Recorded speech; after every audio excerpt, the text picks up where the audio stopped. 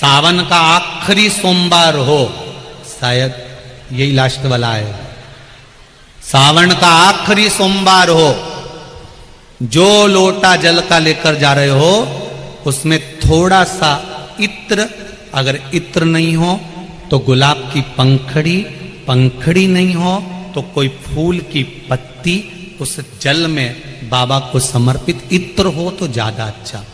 आखिरी सोमवार को या सावन महीने का आखिरी दिन आप शिव को जब 2 लोटा जल चढ़ाएं तो उसमें इत्र का भाव रखकर, कामना कर कर, त्र्यंबकेश्वर बाबा का स्मरण कर कर और महामृत्युंजय मंत्र को जपते हुए। कौन सा मंत्र? ये वेद का बड़ा सुंदर मंत्र है, इसको चिल्लाकर नहीं बोला जाता, भीतर महामृत्युंजय मंत्र का स्मरण करते हुए। और अगर महामृत्युंजय मंत्र याद नहीं हो तो पंचाक्षर मंत्र नमः शिवाय, पंचाक्षर का स्मरण नहीं रहे तो षडाक्षर ओम नमः शिवाय, षडाक्षर का स्मरण नहीं हो तो श्री शिवाय नमस्तुभ्यम। आपसे निवेदन है, अशोक सुंदरी वाली जगह पर अगर आप समर्पित कर देते हैं, फिर आप जिस भी चीज के लिए अप्लाई करें, मेरा देवाधिदेव महादेव आपका हाथ पकड़कर खींचकर आगे बढ़ा ही दे। मेहनत करना, कर्म पूरा करना, पढ़ाई अच्छी करना और पढ़ाई के साथ में विद्या अध्ययन करने के साथ में अच्छी मेहनत के साथ में देसी गाय का दूध भगवान शंकर को समर्पित करना, भगवान शंकर को समर्पित करना, देसी गाय का दूध धीरे धीरे धीरे धीरे समर्पित करना, भावों के साथ आप समर्पित करें। देसी गाय का दूध एक एक बूंद समर्पित करिए, धीरे धीरे समर्पित करो। और देसी गाय का दूध जब धीरे धीरे समर्पित करें, बड़े रास्ते से आनंद से धीरे धीरे जब आप समर्पित करेंगे, बेलपत्री वही दूध में सनी हुई बेलपत्र, अशोक डंडी का भाग शिवलिंग की ओर नहीं होना चाहिए, उस समय पर डंडी का भाग जहां से पानी बहकर जाता है अशोक सुंदरी की ओर से, वहां पर होना चाहिए। कार्य में सफलता मिलती ही है। शिव तत्व को धारण कर। सोमवार की अष्टमी का मतलब आपको इंदौर की कथा में बताया था, जिस दिन शंकर और पार्वती के मिलन का दिवस हो, और केवल एक माता पार्वती के अकेले मिलन का नहीं, 64 योगनियां तक भगवान शंकर से मिलने के लिए आती है। पीला चंदन लगा लेना। कितना लगाना है? बीच वाला जो पत्ता है उस पर पीला चंदन। जब आपको लगे कि मेरा जीवन बहुत कष्टमय है, अब ये रोग, अब ये कष्ट दूर ही नहीं हो रहा, अब ये आए दिन तकलीफ पर तकलीफ बढ़ती जा रही है, आए दिन रोग बीमारी, पैसा घर में बच नहीं रहा, बहुत कष्टमय जीवन है, इसमें लगाओ पीला चंदन बेलपत्री की बीज पत्ती पर। महाराज, और बीज पत्ती पर जब चंदन लग जाए, लगने के बाद में ये दोनों पत्ती पर लाल चंदन लगा लीजिए। इन दोनों पत्ती के बीच में जो डंडी का भाग होता है, आपको कहा था, आपको स्मरण में होगा शायद, हमने जब बेलपत्री की महत्वता बताई थी तो उस बेलपत्री की महत्वता में कहा था ब्रह्मा विष्णु महेश ये 3 हैं, बोला था। बीच में ये बड़ी पत्ती से लेकर जो 2 पत्तियां होती हैं, इनके बीच में जो जगह बचती है, इसमें मां पार्वती के 64 योगनियां, मां पार्वती अपनी पूर्ण सिद्धि के साथ में जितनी भी देवी के स्वरूप हैं, वो माता 64 योगनियां देवी के स्वरूप में यहां पर विराजमान होती हैं। 2 पत्ती के नीचे से जो डंडी होती है नीचे तक, ये पूरी डंडी में 33 कोटि देवी देवताओं विराजमान होते हैं इस पूरी डंडी के अंदर। तो ये बीच वाली पत्ती है, ये जो बीच वाली पत्ती का जो भाग होता है, इस पत्ती के भाग में शहद का प्रयोग कर कर, यहां पीला चंदन, लाल चंदन, लाल चंदन, शहद का प्रयोग कर कर, इसी तरह से पकड़कर ये बेलपत्री की जो डंडी है वो अशोक सुंदरी पर जब आप समर्पित करें तो जहां से जल बहता है उस ओर पर इस पत्ती को चढ़ाकर केवल आपके हृदय की बात कहकर देवाधिदेव महादेव से कोई भी शिव जी का मंत्र पंचाक्षर नमः शिवाय, षडाक्षर ओम नमः शिवाय, श्री शिवाय नमस्तुभ्यम, या महामृत्युंजय मंत्र, जो शिव का मंत्र हो आपके पास में, उसको बोलते हुए देवाधिदेव महादेव को धीरे धीरे जल की धार चढ़ाना प्रारंभ करो। जल की धार जब पूर्ण होने लगे, उसमें थोड़ा जल बचे, तब अशोक सुंदरी पर जो तुमने बेलपत्र चढ़ाई है वहां उस जलधार को चढ़ा। ये प्रयोग आपको केवल सोमवार की अष्टमी पढ़ने पर ही करना है। कौन से दिन करेंगे? जम के बोलिए जरा। सोमवार की अष्टमी पढ़ने। और धतूरे का फूल,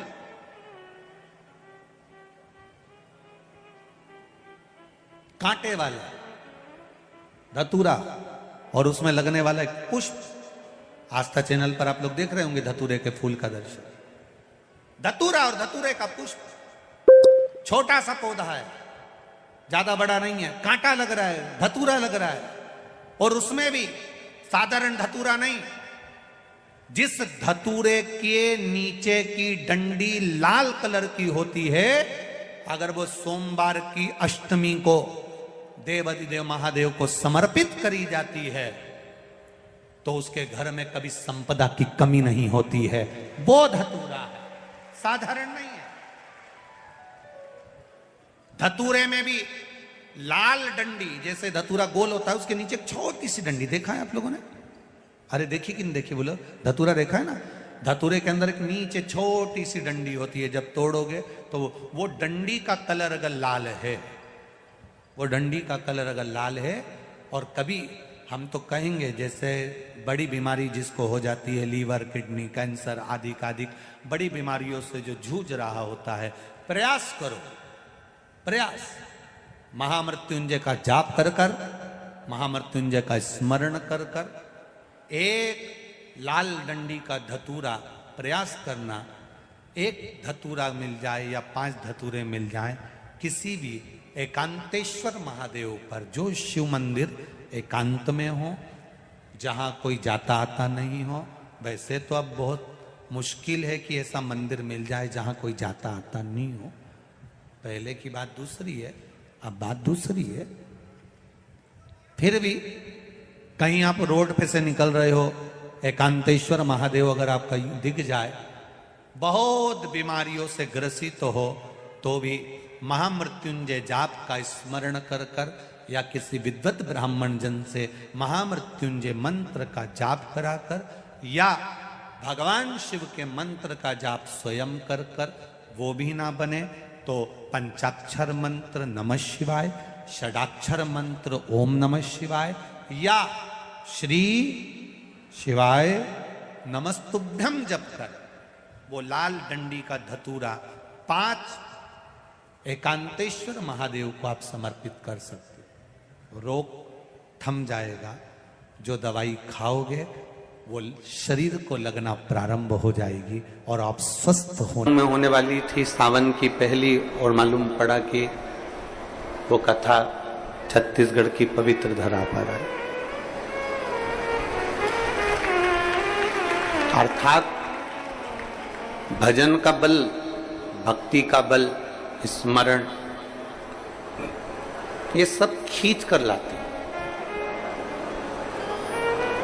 चुंबक देखिए आप लोगों ने, वो चुंबक को गंगा में रस्सी बांधकर गोताखोर डालते हैं और उसमें चिपकने वाला जो भी सामान होता है वो चिपक जाता है। लकड़ी नहीं चिपकती, कपड़ा नहीं चिपकता, प्लास्टिक नहीं चिपकता। वो चुंबक में जो चुंबकीय तत्व होते हैं वही चिपकते हैं।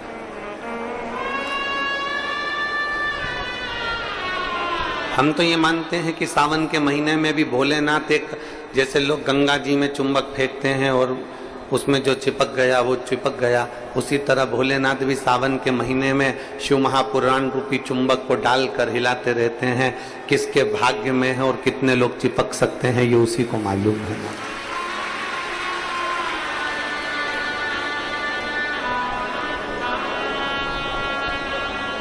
72 साल बाद ऐसा सावन आया है, और उस सावन में अगर भगवान की विरल भक्ति हमारे मुख से हो रही है, भजन हमारे मुख से हो रहा है, कीर्तन हमारे मुख से हो रहा है, तो आप और हम तो सब शिव के चरणों के दास हैं।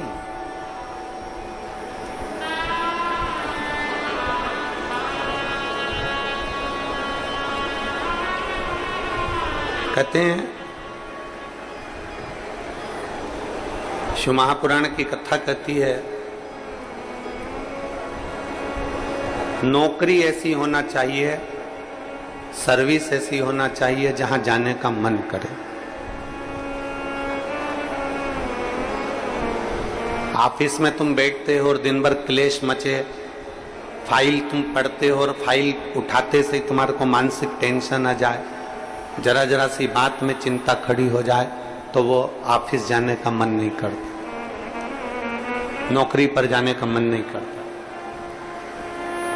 नौकरी ऐसी हो जहां जाने का मन करे, और घर ऐसा हो जहां वापिस आने का मन करे।